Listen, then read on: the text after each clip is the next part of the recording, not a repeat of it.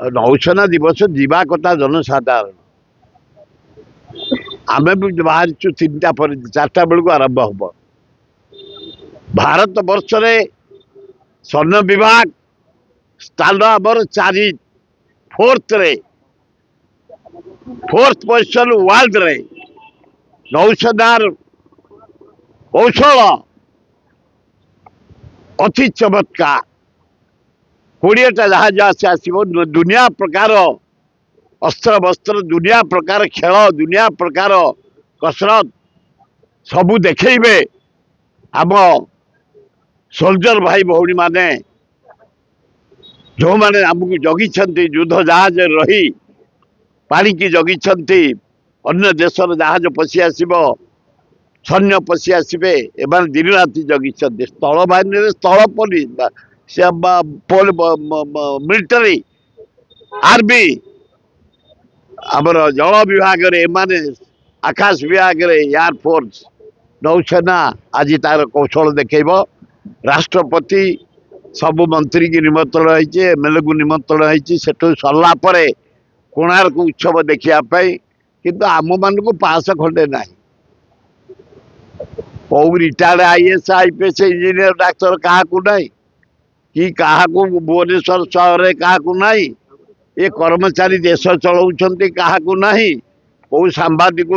क्या आम जाइए पुरी रे जो खेल प्रदर्शन हम 40 किलोमीटर दूर रे देखू कहीं आम टीवी कहीं न देखू सेमिति टिके टिके कोटी मिस्टेक हो जाए हठात से युवक पशि आसी तेणु यहाँ बड़ कथा नु किसी जदि से मारात्मक लोक होता डेंजरियस लोक होता नक्सल किसी अध्याय बाउलार पशिगला विशेष किसी क्षति है धन्यवाद राष्ट्रपति महोदया आपण सबू सौचन जन भद्र महिला इंडियार गर्व नु पृथ्वीर गर्व महिला हिसाब से एड़े बड़ देश 140 कोटी देशर प्रेसिडेंट आपण बहुत सुनाम अर्जन कले एमती मझे मझे आसतु आप 6 तारीख गाँव को जी गाँव देखा करेंगे आम 4 5 6 मागिचु आपण को समय आपण नीति अनुसार नियम अनुसार राष्ट्रपति भवन को लेखिकी देपर्यंत आईलानी आम आपण को साक्षात करूँ राष्ट्रपति भवन रे राज्यपाल भवन रे 12 तारीख देलु लवंगिरी पहाड़ मंदिर प्रतिष्ठा हम आपण पूर्णाहुति देवे देले आपण आम घुंचेलु फेब्रुआरी 2 सरस्वती पूजा दिन करूँ आपण को गोड़ेचु मुझे गवर्नर हाउस पाइपारूनु तेणु जदि न पाइबे